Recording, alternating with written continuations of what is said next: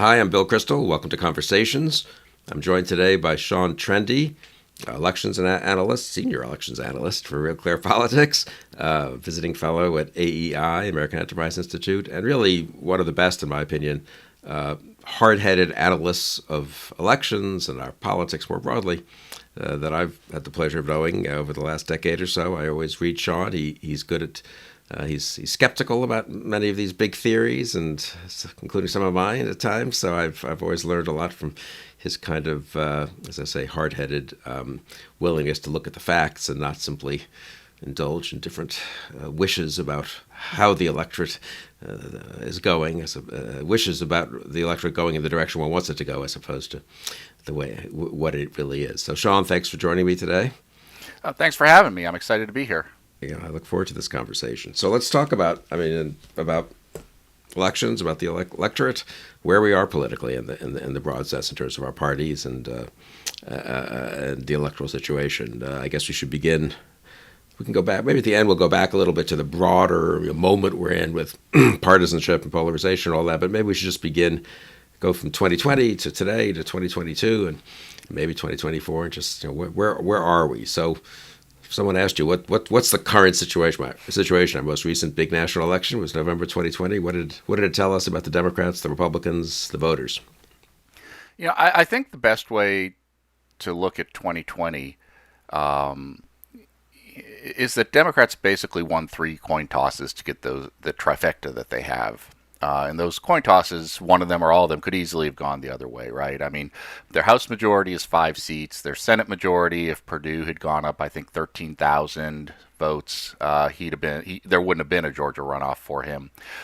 Trump, I think it's like 20,000 votes flipping across Georgia, Arizona, and Wisconsin. So it was, a close election. We can talk about the popular vote, which is a different story. But in the metric that we use to select our office holders and that the parties compete for, it was a very close election. But Democrats did get the trifecta, and they are using that trifecta. I think for 2024, I mean, who knows, right? That's a long way away. For 2022, it's more interesting. I during the pandemic, I played a lot of online chess, and so I think in those terms. And one way I think to think about it is that the opening section is over. We saw that with the first 100 days and the COVID relief bill. Now we're getting into kind of the mid game where you have your basics set up. And you can kind of see the different lines, but there are just a ton of ways it could go. And I think kind of the chess on this infrastructure bill / reconciliation bill is just fascinating, with the players trying to position themselves to come across with a win or at least avoid a devastating loss. So let's come back to that in a minute. We're talking just in late June when the thing is sort of up in the air, the infrastructure bill or bills, but. Just to go back to 2020 for a second. So basically what you're saying, an evenly divided electorate in most of the key relevant ways. And I suppose that's true if you look at gubernatorial elections. I think Republicans have a slight advantage, state legislative chambers and so forth. But that's kind of what we begin from November. For all the drama of Trump and this and that and Obama, two very unusual American presidents, and the genuine drama, I would say, in terms of certain issues and challenges to our institutions and so forth, as an actual matter of just electoral math, we're in a pretty evenly divided country. And I guess just to go backwards a little bit, we have been for quite a while, right? I mean, the +4, the popular vote, what was 2020 was +4 Democrat, 2012 was +4 Democrat, Democratic, plus 2016 was down to +2 after a little, people a little tired after 8 years of Obama. I mean, it's kind of astonishing that to have that level of, and the House and the Senate bounced a little bit back and forth, but with not huge differences, I guess, in the vote. So anyway, so that's what we begin from in 2020. Is that a fair way of putting it? Yeah, so David Byler and I, also a Weekly Standard alum, right. As well as RCP, now Washington Post, we devised a kind of index of party strength that looks at all these things together: president, Senate, House, governors, and state legislatures. And what we found is that since about 94, since Republicans became competitive in the House, that metric hasn't budged much. Huh. I mean, it's gone one way or the other. Like obviously, Democrats got a spike in 2008, but we see nothing, and we have seen nothing like what we saw in like a 1976 situation or 1936, where you just have like a dominant party who keeps that dominance for an extended period of time. Even the Obama win in 2008 didn't extend as far down ballot as they would have liked. So I think we can argue if it's 50-50 or 51-49 Democrat, give them a little bit of an edge in popular vote totals, but closely divided that either party can win if they want to. And I suppose changes in the composition of each party, demographic and electoral composition of each party, states moving in different directions and socioeconomic groups moving in different directions, but evening out, netting out, kind of, right? Yeah, it's fascinating. Republicans thought with white working class voters coming over, they'd finally done what they needed to do, right? Like that was their dream was to get white working class voters voting like the suburbanites. But those white working class voters believe a lot of things that the suburbanites don't like, and so they kind of got pushed out of the party. But fascinating, in this last election, you started to see Hispanic conservatives vote like white conservatives, and because they like a lot of things that the white working class voters like, and so there's just this kind of constant give and take, and it's a thread we see in American electoral history, that a party brings one group in, that group pushes another group out like a water balloon, right? You push down on one end and another side pops out, and that's just been the story of the last 30 years. Which is a bit of a break, though, from at least much of the 20th century, where the conventional wisdom, when I studied this little in grad school, was more the sun and the moon. I can't remember whose formulation that was. Was that LaBelle? LaBelle. There's usually a major party and a minor party, and a major ideology in a sense, and a minor ideology, liberalism and conservatism. Then conservatism comes up, and liberalism becomes a minority view. But that's interesting. So you're saying that this last quarter century or so really somewhat different, right?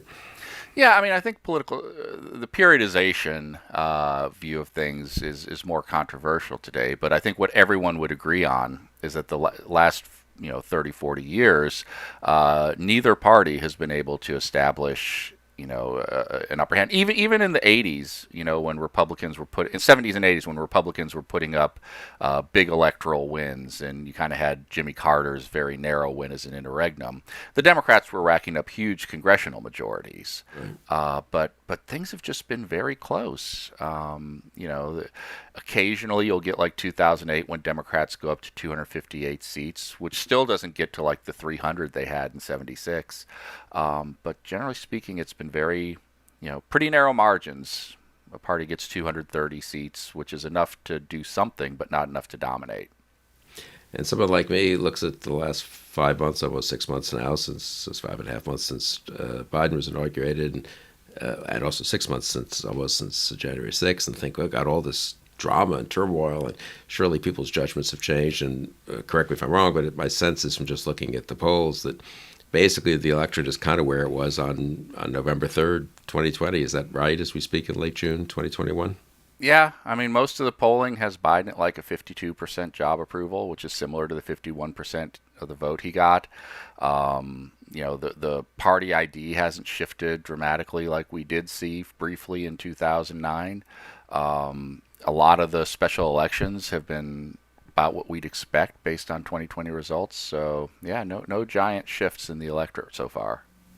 So for all the sort of drama of the opening game, to use your chess analogy, and especially January 6th, it's sort of we're in a middle game that's fairly evenly balanced. And so talk about then what things do you think would jostle things one way or the other, or wouldn't? I mean, maybe it's too hard to jostle anything over in the near future. Well, for the next 18 months, let's just say, for the first year and a half, first 2 years of the Biden presidency, what would you be looking for?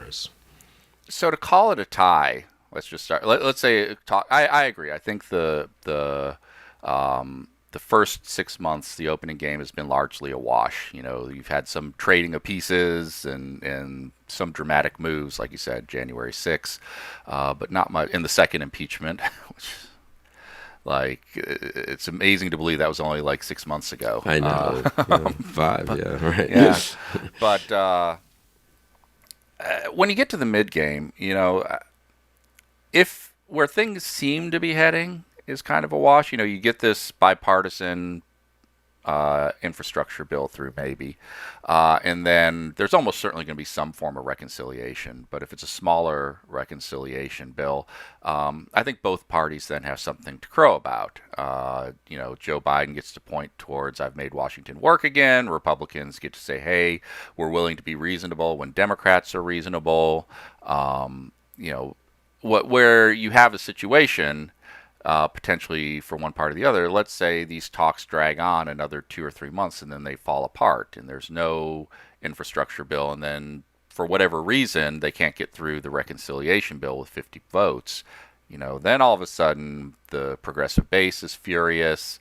On the other hand, you can imagine a situation where Republicans sort of get rolled, right? They sign up for this infrastructure bill, and then Democrats pass a massive reconciliation bill on top of it. It's like you've gotten all the spending, but you've just kind of all they did with the infrastructure bill is free up the tax dollars to pay for more stuff for Democrats. So those are kind of the three big scenarios. I think looming all over all this is the question of whether if Joe Manchin were to get so fed up with Republicans on these infrastructure negotiations that he decides to modify or change his stance on the filibuster, that's when it's like Katie bar the door, and all bets are off.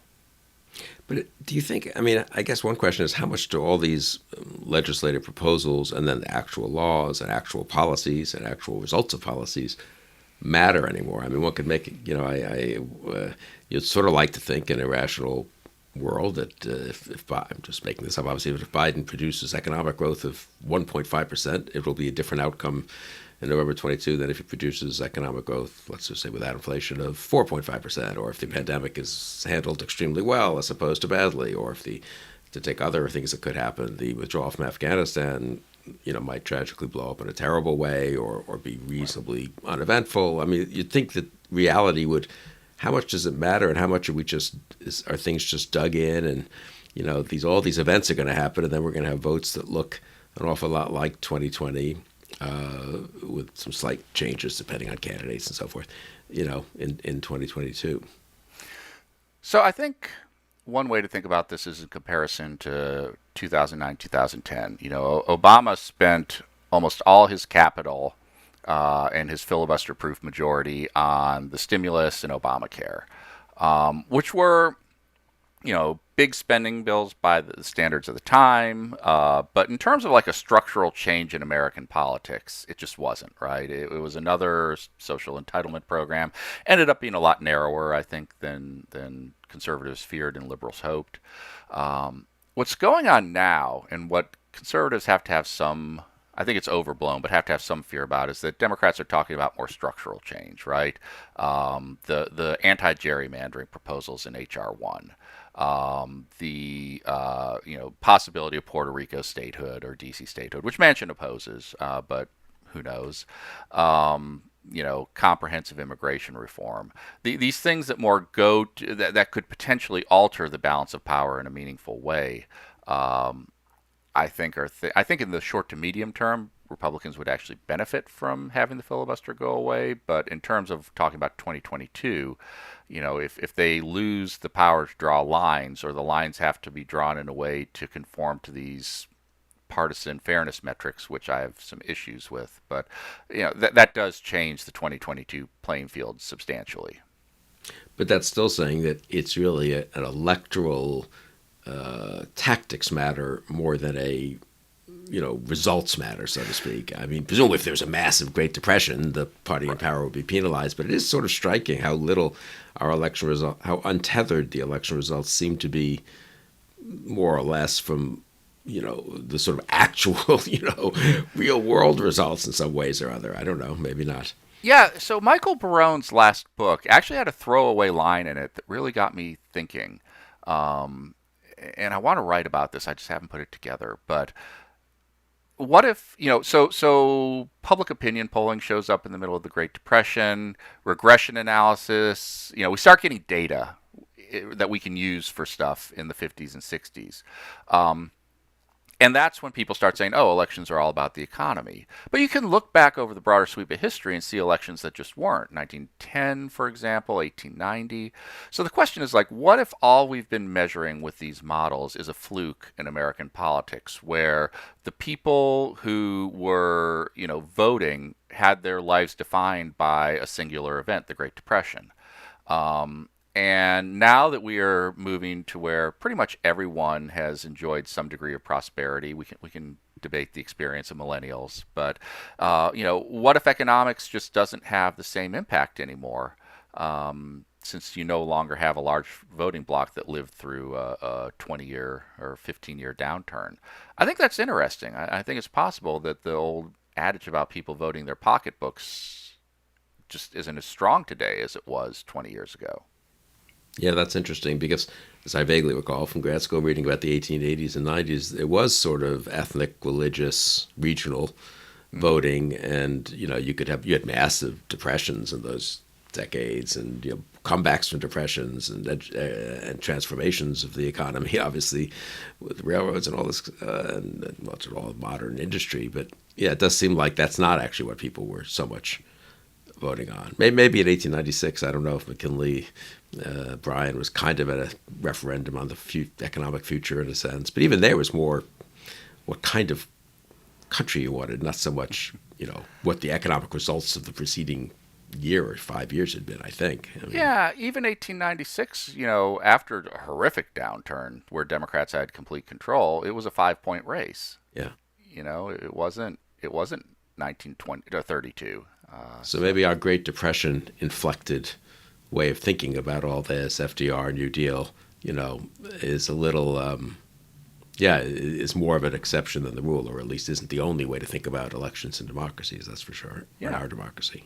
Yeah. I think if you look at a year like 1890, when the economy was growing, but people were furious at Republicans for getting way ahead of where the country was on a lot of important social issues like prohibition and government spending and stuff like that, they lost like 100 House seats. Maybe we are moving back more towards a politics of that, where it is really more about culture, and the parties haven't fully aligned on those lines yet, but we're starting to see that be the shape up instead of class. We see that in exit polls, right, where the wealthy don't vote overwhelmingly Republican anymore, and the middle class or the working class aren't overwhelmingly Democratic. And I suppose if you add to that polarization and hyperpartisanship, then you don't get the 100-seat swings, you get 40-seat swings maybe, so you get sort of culture dominating and stability of a kind. I mean, it's it's trench warfare stability. It's not comedy and negotiated deals stability, but it is a kind of stability, electorally at least, right? Yeah. I think that polarization is something you have to figure out how to build in. I mean, if you had told me, I think if you told either of us, 10 years ago, well, first, Donald Trump is president, we both laugh. Right. But, that in the second quarter, there's going to be a 30% downturn in the economy.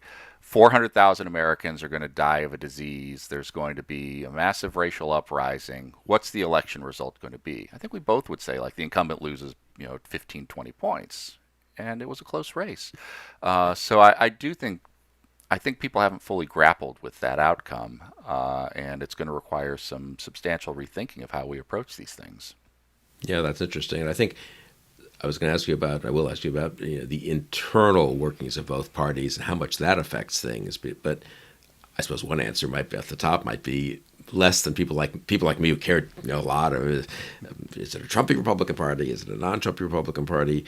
I'm not sure the voters care as much as I do about that, and I'm not sure one can show empirically that one or the other is a much better they produce slightly different results in different states, obviously, but I don't know. So that's, I guess, how much does it matter? I guess which side do we want to go with? I mean, let's begin with the Democrats. How much does it matter in October of 2022 if the Democrats look like a Biden, reasonably moderate party that's willing to be somewhat tough on crime? Eric Adams wins in New York City. Mm-hmm. Terry McAuliffe, let's say, becomes governor of Virginia this year in 2021. We have, therefore, sort of a old-fashioned, let's just say, liberal Democratic Party, Clinton, Biden sort of party. as opposed to looking like AOC at all are in the driver's seat. How much does that matter? And then obviously on the Republican side, the question would be, does it matter if a bunch of Trumpy candidates win Senate primaries in Ohio, Pennsylvania, North Carolina and stuff, as opposed to establishment candidates? Or does it maybe at the margin, but really much less than people like me would like to think it should matter?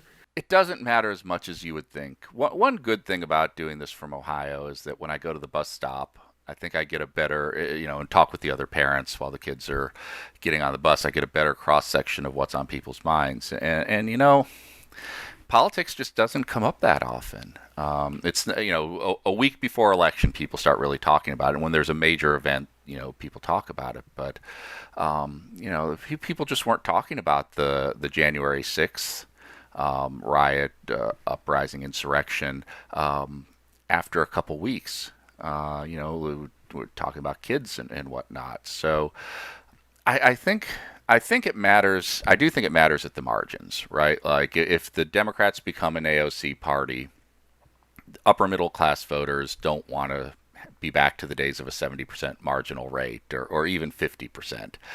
And so there's a danger for Democrats kind of pushing these voters, their weakest members, out of the coalition. I think if Republicans continue to go kind of full Trump, I think those same suburbanites. I think you saw suburbanites in 2016 hold their nose and vote for Trump.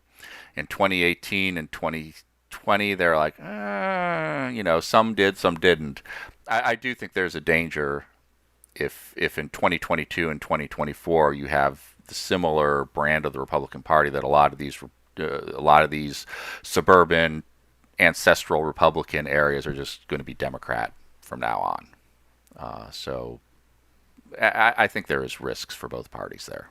Do you think on the Republican side, I mean, they can straddle, that is, you can be sort of a business type Republican and do a lot of accommodating to Trumpiness, and Jane Timken running in Ohio for the Senate, for example. Now I just saw one of her leaflets. I mean, not someone I would have said was Trumpy 5 years ago, but she's loyal to Trump and all this. But, if you're an upper middle class voter, you can also say, look, she's not Marjorie Taylor Greene. I mean, she's a very wealthy person and so forth, and cares a lot about, isn't really going to go off the deep end. Can they navigate? What do you, if you were talking to, Kevin McCarthy or top Republican strategists, can they navigate this? Are they navigating it adequately from their point of view? What are the greatest risks? I mean, in a lot of ways, to me, Trump is like Obama, right? Like he has a singular appeal to a group of voters that are kind of detached from the electoral process, and he brings those voters in and helps the party out. But when he's not on the ticket or when he's not president, you struggle trying to recreate that energy or that vibe. And I think we see that with Republican candidates, right? Like McCarthy reading Great Green Eggs and Ham. Like Trump could have done that and pulled it off for a certain amount of voters, but McCarthy is just like, come on, this isn't who you are. And so I do think it's tough for Republicans. I think there are lessons. I do think there are genuine lessons to be learned from Trumpism. I think immigration reform just doesn't sell to a large chunk of the Republican base, and Republicans have to figure out how to finesse that message a little better. I think I don't know about foreign policy. I actually think the base is probably less Trumpy on foreign policy than a lot of people want to think, or more that they think Trumpism is actually more like kick the tires and light the fires than the American conservative wants to believe it is. So it's hard because at the end of the day, Trump and Obama were authenticity candidates, right? They just sold to a group of people that desperately wanted a politician to sell to them, and it's just hard for people who aren't those candidates to come off as authentic and sell like they can. So I think it's going to be hard for Republicans. So in 2022, that's a challenge for them to kind of keep the Trump energy and turnout without turning off the swing voters they turned off in 2018. I mean, Trump's not on the ballot the way he was sort of in 2018. It seems to me then a lot of people did vote in congressional races to try to have at least a House that would check Trump. It's a little hard to make that case in 2022, I think, because Trump's not president. So, if anything, maybe you want a House that would check Biden. I mean, what do you think about that? Yeah, I mean, there's obviously a long-standing tradition in America that midterm elections, they don't have to be blowouts for the party in power, but they sometimes go poorly. Or they tend to go not great for the party in power. So I think there will be some swing against Biden. But for as far as maximizing gains, it's hard for Republicans. They also have to figure out if they want to do that two-step of, yeah, I'm Trumpy, but not really of Trump. There's a large chunk of the base that doesn't want to hear that, but not of Trump. And I think it's not that hard for Democrats, especially in areas where the media is more sympathetic to them, to kind of, okay, let's pick at that and try to drive a wedge, right? Okay, do you like it when Trump does this? How come when Trump came to your district, you didn't appear on stage with him? Or, look, you did appear upon stage with him. How can you say you're not Trumpy? There's just all kinds of minefields for Republicans. I think, though, the flip side is Democrats drew a huge amount of energy from Trump's presidency. And so with Trump not having a Twitter account and not having Facebook, and not being on the news every night, do you get that? Can Democrats duplicate the energy they got in 2018 and 2020, especially when they have kind of a boring Biden president? I like that, but I'm not sure partisans on either side do. And what do you think is the actual balance of power in most? Maybe it differs obviously from state to state and district to district, between let's say the Trump loyalists and the Trump accommodators and the non-Trump Republicans, which is a small number. I mean, do you think, in fact, that people like Cheney and Gonzalez in Ohio and Herrera Butler are in real danger? I mean, the odds that they get knocked off by a Trump loyal to Trump challenger are pretty good, or just not so? One or two might lose, but mostly the incumbents continue to win. How strong is that sentiment, do you think, within the Republican Party? And then what about the open seats, where there are some states will be fairly clear choices, I would say, between a kind of establishment-ish Republican and a real Trump loyalist? Yeah, I think it depends. I go back and forth on that. It really depends. If we did this on a different day, you'd get a different answer out of me.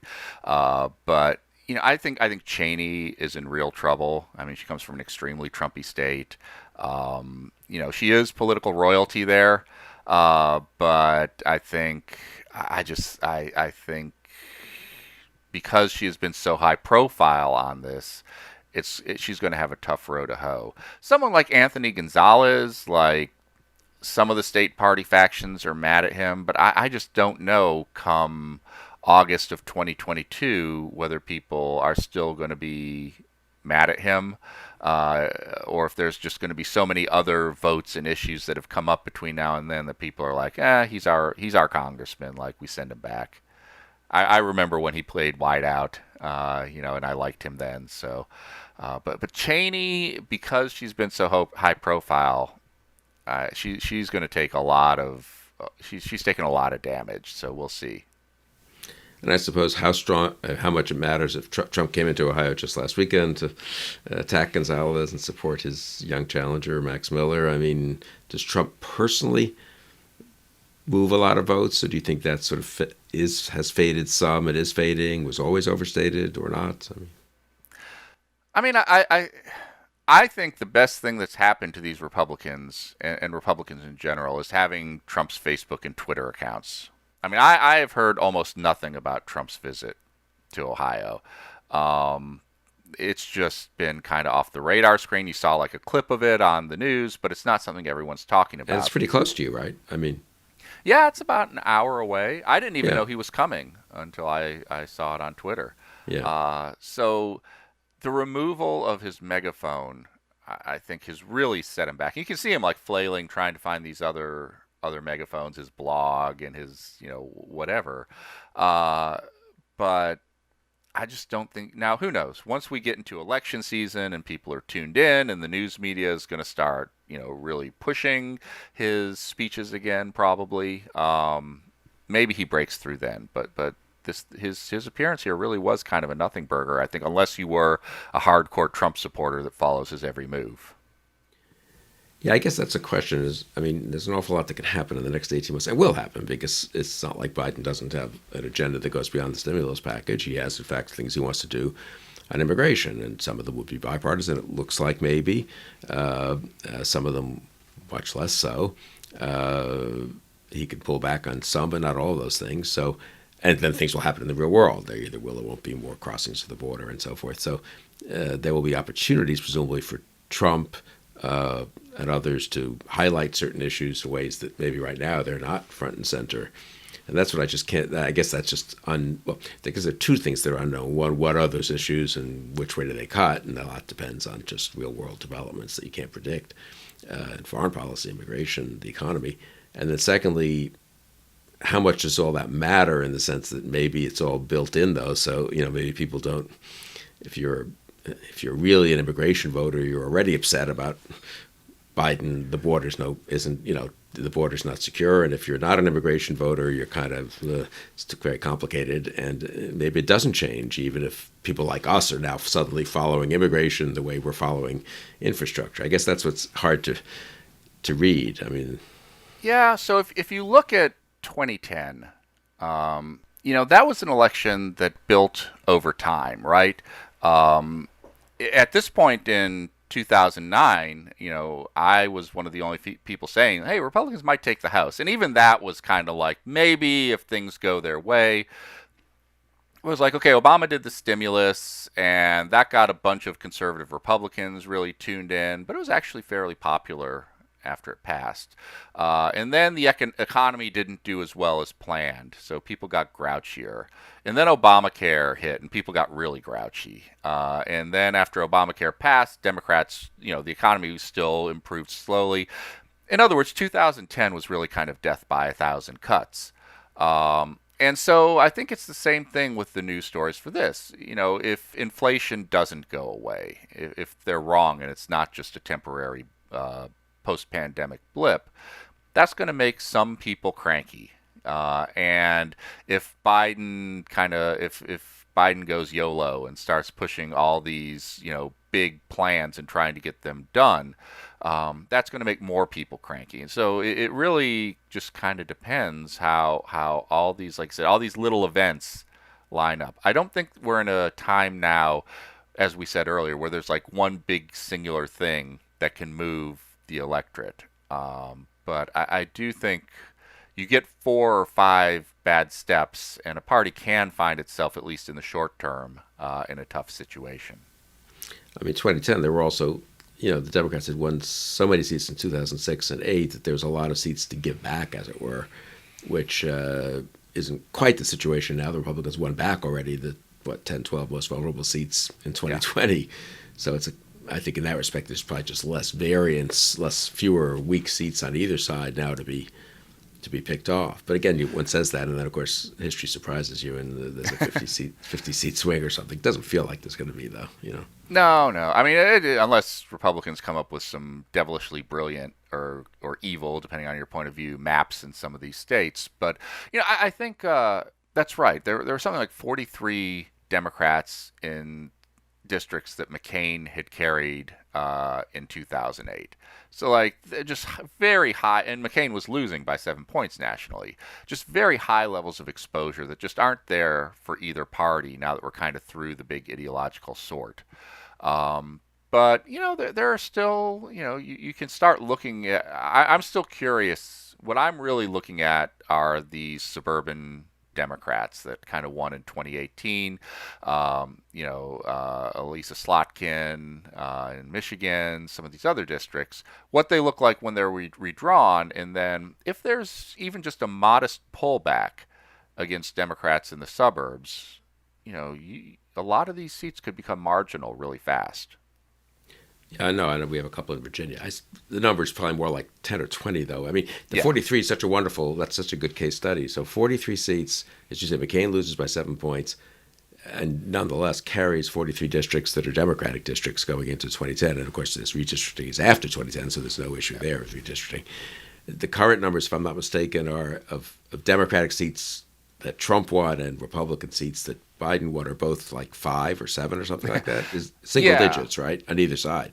Compared to 43, that's a pretty yeah. startling. I mean, the sorting has really happened over the last decade. That is, I think people like me who follow it day to day, week to week, it is a little like a frog in the boiling water. You kind of don't quite appreciate how dramatic that's been, and the implications of that, the partisanship, polarization, sorting, whatever you want to call it. Some of it reinforced by some gerrymandering, but a lot of it absent that too. Look at the Senate too.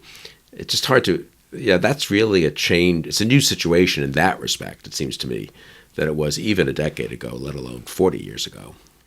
Yeah, I mean, for people like you and me, I still like. I don't think I've fully internalized that. Joe Manchin and John Tester are really the only Democrats in the Senate from deep red states, and we can debate whether Maine is still a deep blue state, but that leaves Susan Collins. The days where you had, John Breaux and Sam Nunn and all these Democrats that came from heavily Republican states at the like really, really Republican states at the presidential level, but, still elected people like Breaux by double-digit margins. Those days just, at least in the medium term, are gone.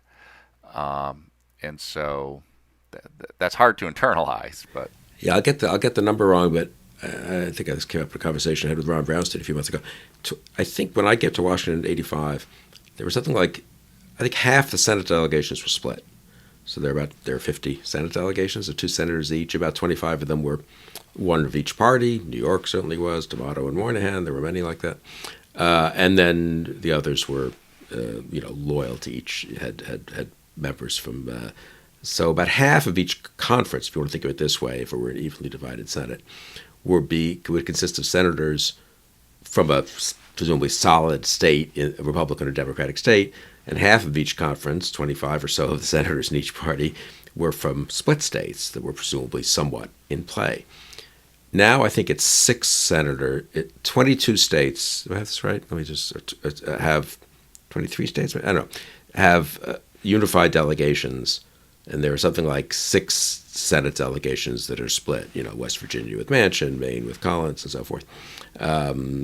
Pennsylvania with Toomey, and right, at least for now, Ohio with Sherrod Brown. But I think there are literally 6 of them. So if I've got the math right, so that would mean 22 unified delegations, and 6 that are split with 3 of each.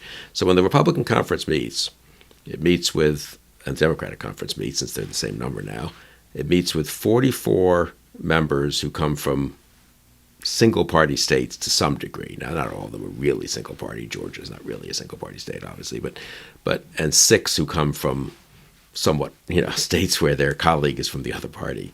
That just changes the dynamics of legislation and of the Congress and of politics so dramatically, I think. That's such a massive change. It's not sort of a little bit more in one direction or another. And, of course, that's the Senate, so there's no gerrymandering. Yeah. Yeah, that's actually a really interesting point that I hadn't thought of, because you have to work with a split delegation guarantees you have at least one contact on the other side of the aisle that you work with closely. I mean, you have to work with just for practical things like even if you hate each other, right? You still want to get the airstrip renovation in Lima done because it benefits both of you. So yeah, that is taken away, and you also you lose a situation. There was a part of why things seem so different now, and I think they are different. Was one other illustration is that in 2008, I think from the Dakotas you get 2 members of Congress and 4 senators, and 5 of them were Democrats. These overwhelmingly Republican states. But what would happen is you would have these Democrats from these red states that had a pull for their party. So they would try to get on board with stuff their party wanted to do if they could, but also had a pull for their state. In the other direction. So if their party wanted to do something crazy, there was like a no, we can't go there. And you had a bunch of Republicans the other way. And so you had a situation where you could get judges confirmed, except in a few high-profile situations, where you could get legislation like the tax reform bill of '86 done. Like big stuff could get done because you had party versus state politics that pulled people in different ways and kept them from going nuts. But there's really those checks are gone. And you have a situation, from my understanding, that there's very little camaraderie across the aisle in the Senate anymore. And it makes for a very different, I think, dynamic.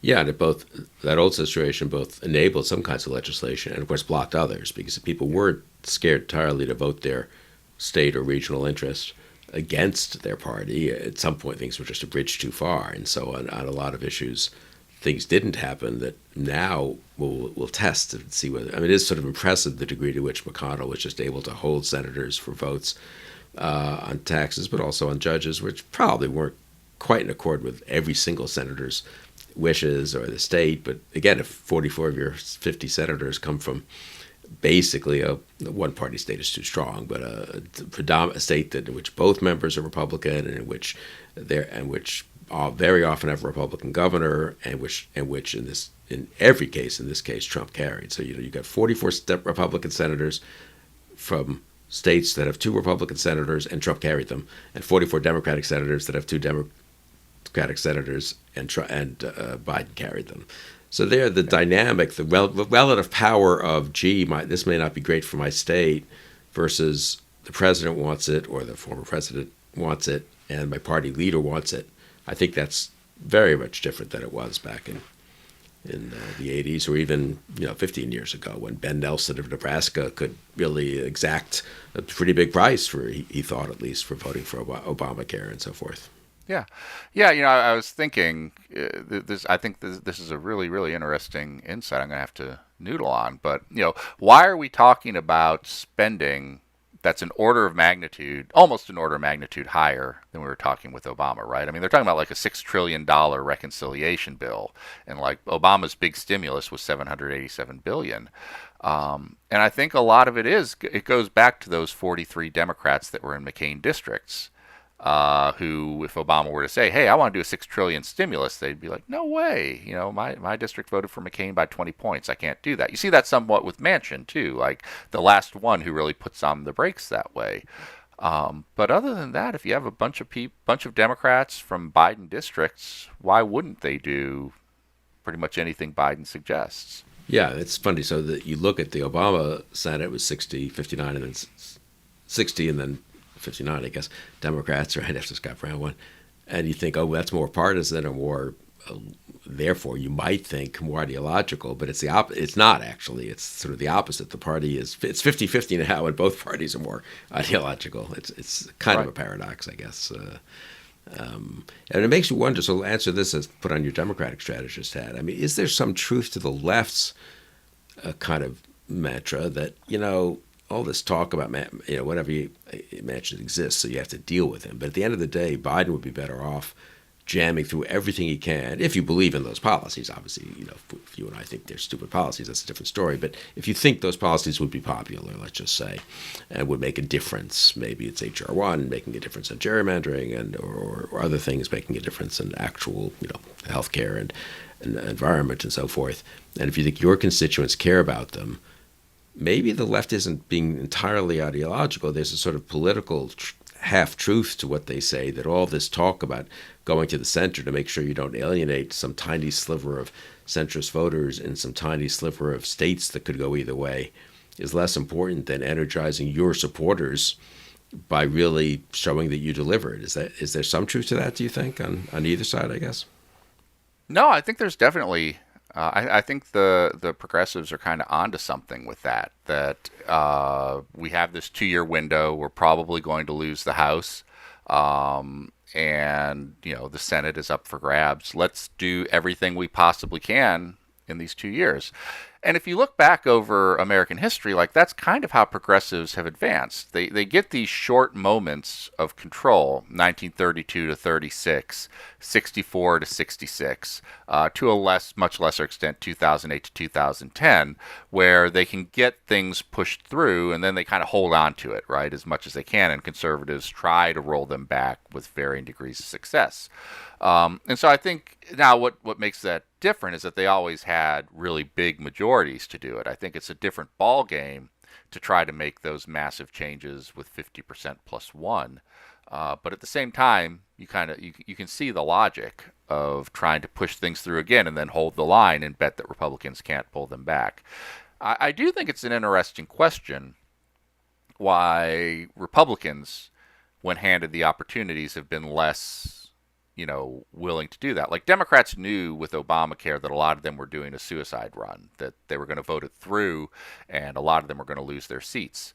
If you look at the Bush presidency, a lot of what the Bush presidency accomplished was a watered down Democratic agenda. Things like No Child Left Behind and the prescription drug benefit. Why are Republicans less likely or willing to go for those big ideas when they hold control? I don't know the answer to it, but I mean, the left would argue that, in fact, the Iraq War was, I suppose, in reverse, the kind of thing where he took advantage of a moment to jam something through. It was overwhelming votes, but in the Senate and the House, actually. But nonetheless, the kind of maybe a mirror image thing. And I guess McConnell both being able to rally a much more polarized conference to block a Scalia replacement and then get through Barrett, 10 days before the election might be also an instance where Republicans were willing for something that their leadership and base really cared about to go to the mat. And some other stuff, maybe they just don't have that many policies, except for taxes. That was interesting in 2017, that they really cared enough about. And they probably paid some price for the tax bill in some of those districts in 2018, I suspect, for what they did in 2017. But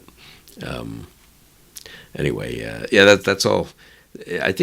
I do think this is a case where it's funny. So on the one hand, you have this, as we said at the beginning, a certain stability in the electoral balance and the system, and then this kind of big changes underneath, which slightly get masked by the stability, and probably leads.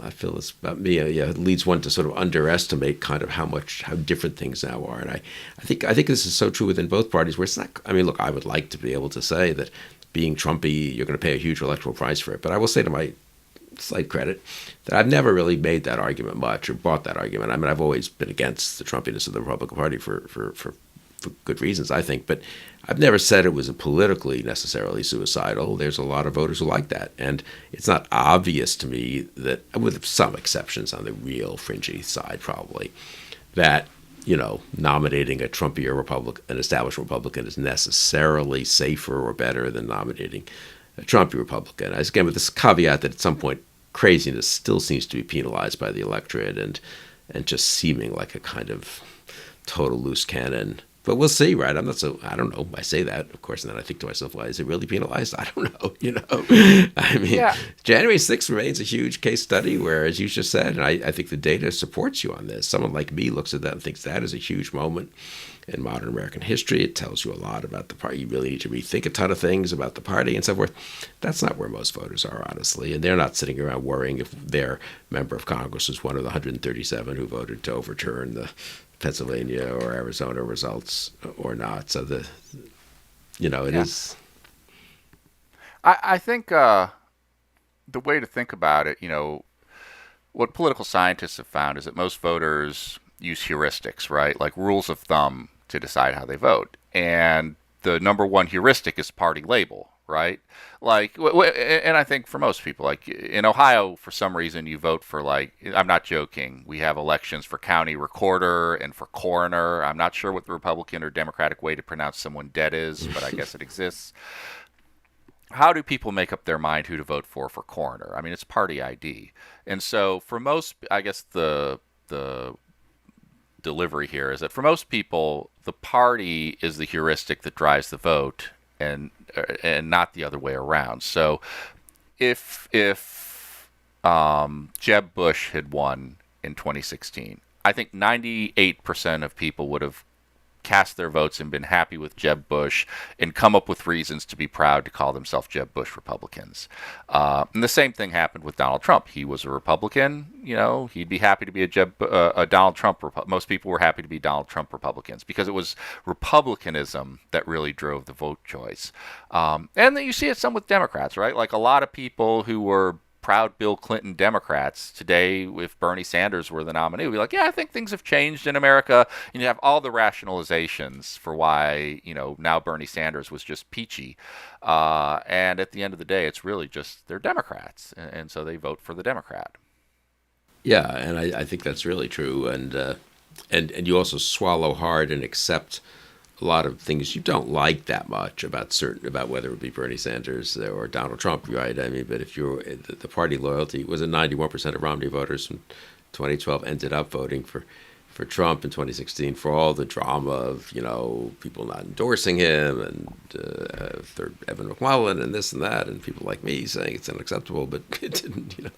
That's not what 91% of them thought. So and now some of them obviously were Trumpier in the first place and swallowed hard to vote for Romney because they had been for Gingrich or Santorum in the primaries and so forth. But I guess now, would you say the evidence does suggest so in this underlying level we're talking about?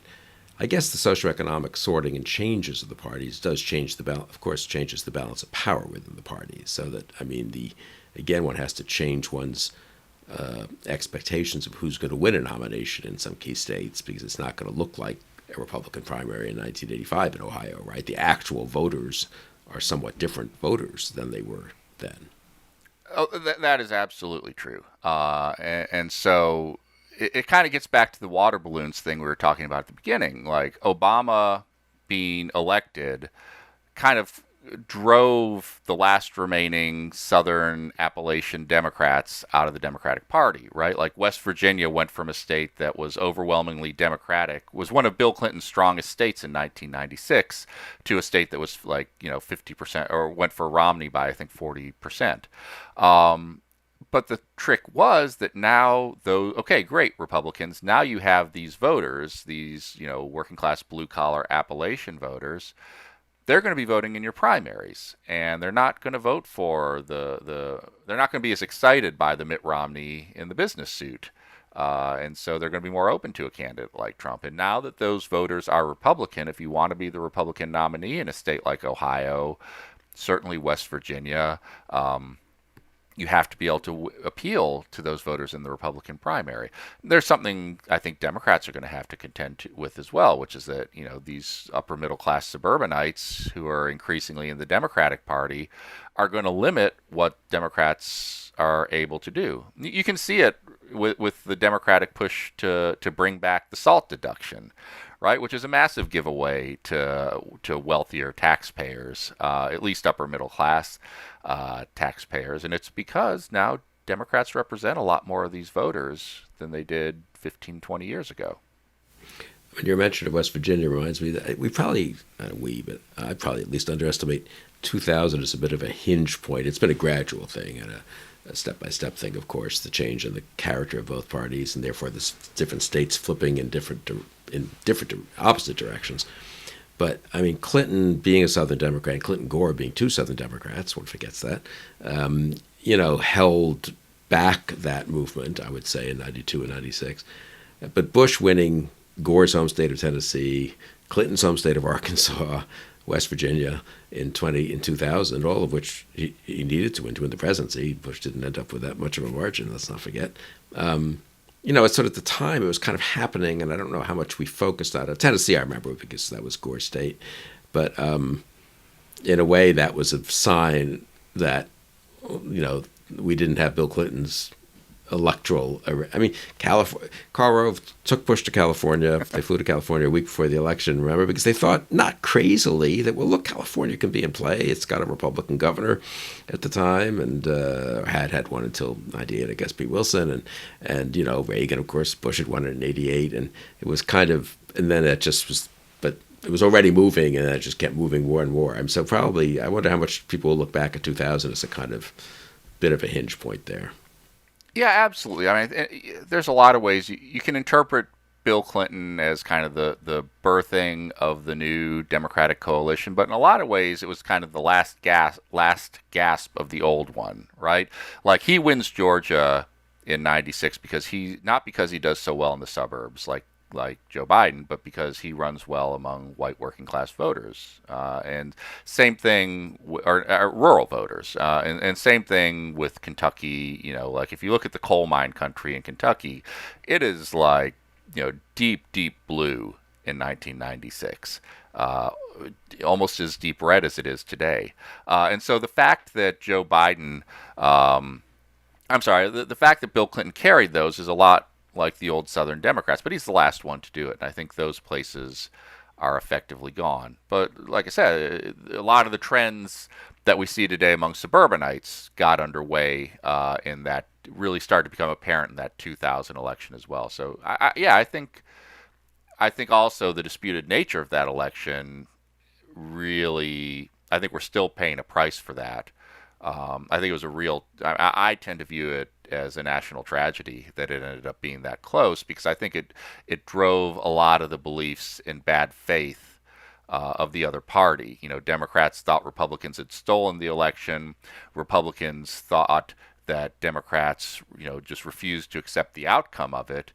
And I think to the extent that there is a rational basis for people's beliefs in politics, you can tie a lot of what was happening in 2016 and 2020 back to that. No, I think that's a good point. I myself didn't tend to put that much weight on it. 9/11 happened pretty soon after, and for people like me who are interested in foreign policy, that became so dominant a theme. And but I do think, also I would add the partisan Supreme Court decision, which perfectly correlated with who had appointed you to the court, if I'm not mistaken. I think that's right, with which party you were from. Maybe not quite, because you had Souter. Yeah, you had Souter still, right? I guess that's right. But Souter. Yeah. So I mean, it sort of reinforced the notion that the courts is just another player in this partisan, realignment and so forth. Yeah, it was a tragedy top to bottom. Like, you had, the only reason it got to the Supreme Court of the United States was you had the Florida Supreme Court doing partisan stuff the other direction. So it was just, at the end of the day, it was, elections have error margins, and that election was within the error margin. And both parties, I think, have legitimate grievances that over the course of the last 20 years have just spun out of control and taken on a life of their own. I mean, a lot of the fights we have over vote suppression and vote fraud date back to that election as well. So, maybe just a few minutes left, but let's say one doesn't want to speculate about 2024 because it is a lifetime, as the cliche goes. But do you have a general view about, governors stronger than, in either party? And do you think that Joe Biden can run, or is likely to run, at the age he'll be? And if not, who might succeed, or what kind of candidate might succeed, maybe more than the individual? And then on the Republican side, where in the spectrum of there's Trump, but then also pure Trump supporters all the way over to non-Trump supporters, governors versus senators? Thoughts on any of this? Yeah, I mean, Joe Biden will be 82 years old, and I don't want to be ageist, but that is old, and at the end of a second term, he would be 86. And it's a demanding job. I mean, I'm surprised, aren't you, that people do seem to think he wants to run and therefore will run. And I don't know, what an awful lot of people say, look, he was fine at 78 when we had a kind of national, from the liberal point of view, emergency, and he's the one guy who could win, bring the party together, bring the country together to some degree. And he's done that adequately, I think, personally, for these 6 months. And his numbers reflect that, 52%. He hasn't lost at least any of his supporters. But I agree, a prospective vote for 4 more years at that point, that's just, I don't know. Maybe it could happen, and he's a healthy guy and all that, but I don't know. No, So let's assume he doesn't run. If he does run, we kind of, I think, know what how it goes in the Democratic primary, and then we'll see how people view his presidency. If he doesn't run, I just think they have a very difficult time not giving it to Kamala Harris. I think I've never bought the hype. I view Kamala Harris as the person who got kneecapped by Tulsi Gabbard in a debate, and I think her performance on the border has been shaky. I just don't think her political instincts are all that great.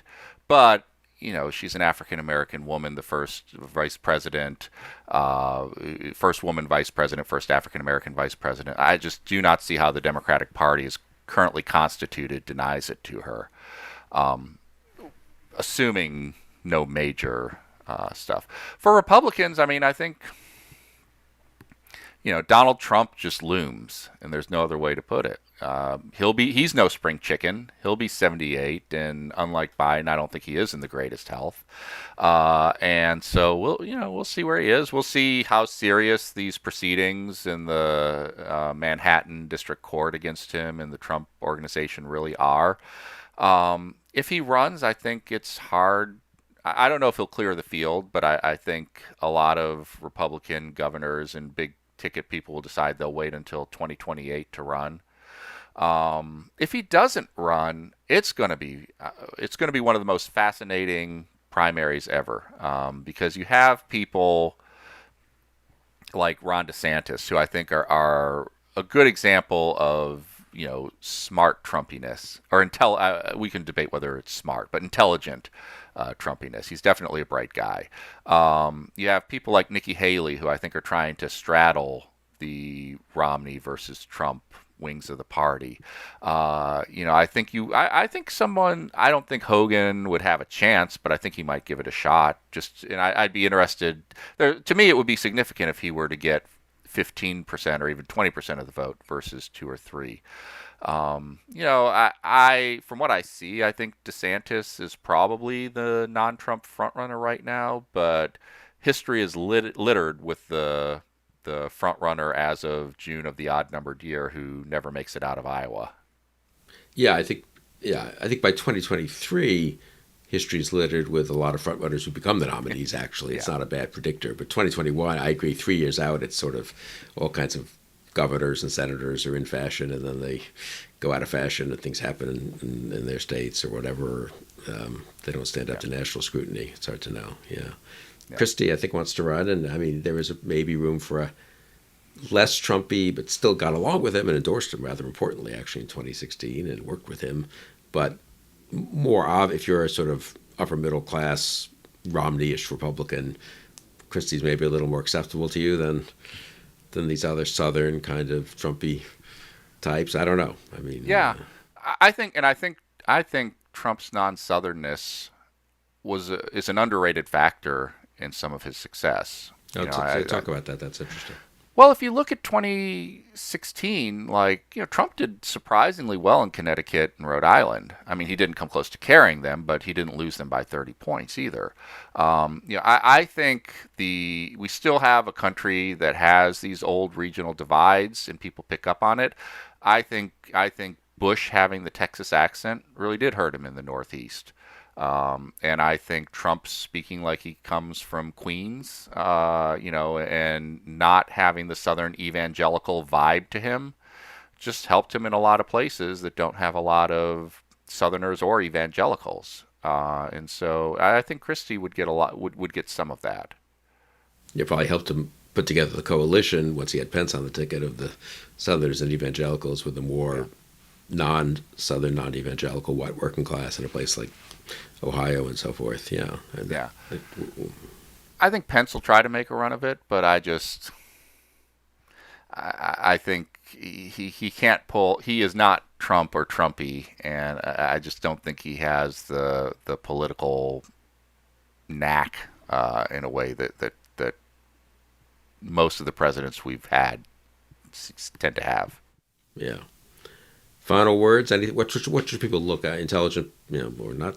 Let's assume everyone who watches this conversation, of course, is intelligent. But intelligent people looking, what should I? They're not paying. They've got jobs. They're teaching physics somewhere or something. I mean, they can't pay attention to politics day to day and don't want to. But what should they look for over the next 18 months to get a sense of which way things are going within each party, and then sort of between the parties, and in terms of the administration? What particular pieces of legislation, particular primaries, particular polling results that you follow that are more reliable than others? What do you tend to look at on the polling? The approval? I mean, the kind of core? Yeah, I think the number one indicator, if you only have 5 minutes each day to dedicate to politics, would be to look at Joe Biden's job approval. And, don't get caught up in the day-to-day, oh, he's at 52.5, now he's at 52.3. Like, polls really do have error margins. Pay more attention to the trends, right? Are you getting lower highs and lower highs and lower lows? Are you getting higher highs and higher lows? That type of stuff matters a lot more than the day-to-day of polling. And I think the big kind of, as we move to endgame, once we get past this infrastructure bill / reconciliation, probably sometime, one way or the other, it's going to be resolved, September, October. Can they get anything done? Or is that kind of the end of the legislative phase of Biden's presidency? If there is bipartisanship, does it start to spill over to other areas, or is it just these two big spending bills and then inertia? And inertia is bad, presumably, for the incumbent president. Yeah, I think so. People want to feel like Washington is getting something done. Any particular state primaries you're looking at, or for a real, X-ray into, or I suppose 2021 general elections, or X-ray into each party or to the electorate?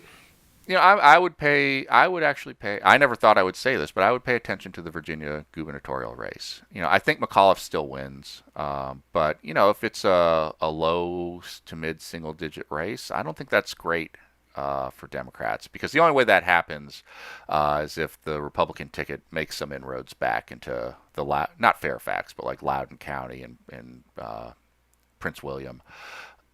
I think on that, I live here in Virginia. I think if Youngkin, the Republican, wins, who's a very wealthy business type who certainly accommodated Trump quite a lot in the primary, in the convention, to get the nomination, is sort of edging away a bit now. I mean, if he does well, certainly if he wins, the lesson, which would have an effect perhaps at least for donors and professionals, maybe not on voters, in other states and other primaries, is that's kind of the ticket to the best of both worlds, right? You're sort of business CEO who doesn't, but accommodates the Trumpiness, talks a lot about election integrity, doesn't quite endorse the big lie of, of the federal election, but pretends it's a big problem in Virginia, which it isn't, to the, whatever that he needs to, we need to take a fresh look at our own election integrity, but sort of navigates those rapids. I suppose that will become, I think, a big Virginia, who knows, voters might just ignore all that and just nominate whoever they want, but I think for the kind of professional class in the Republican Party, that becomes a model going forward. I think the failures, I think these races matter more than sometimes we think for the internal politics. Like, I think Andrew Gillum and Stacey Abrams losing in Florida and Georgia really shaped the way a lot of party insiders viewed 2020 on the Democratic side. Interesting. And so, I think if you saw Youngkin and Miyares, I can't remember the lieutenant governor nominee's name, but if you see them come close, if they win, like, whoa. But if they come close, I think that's going to be the takeaway. You need someone that won't send the Trumpers kind of packing, but that can present at least a moderate face that's convincing to suburbanites that I'm not going to be tweeting mean things to the Prime Minister of Denmark because she won't sell me Greenland. It's a good note to end. I had forgotten about that particular part of the Trump presidency. It's one of the few Trump initiatives I was somewhat sympathetic to. It's like believing in a bigger U.S., but we won't go into that now. Sean Trende, thank you very much for a very stimulating conversation. And we'll do this again maybe in a year when we can see how the primaries are going and have gone, which I think would give us, and how Biden's done, and that will give us a lot more information perhaps going into November 2022. So thank you, Sean. Thank you. I'd love to do it. Great. And thank you for joining us on Conversations.